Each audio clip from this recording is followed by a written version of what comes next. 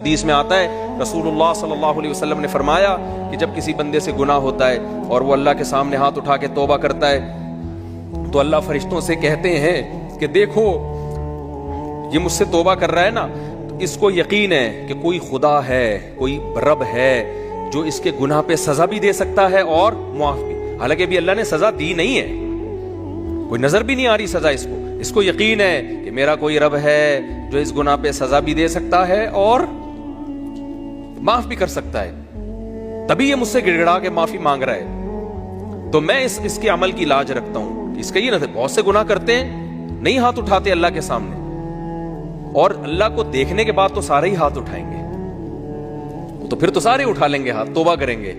اللہ کہہ رہے دیکھا نہیں ہے اس نے، میری آیات پر ایمان لایا ہے، میری نشانیاں دیکھ کر، میرے پیغمبروں کی دعوت پر لبیک کہا ہے، تو اس عمل کی لاج رکھ کے میں اس کی توبہ کو قبول کروں گا۔ حدیث میں آتا ہے پھر وہ دوبارہ گناہ کرتا ہے، پھر دوبارہ اللہ کے سامنے آ کے معافی مانگتا ہے۔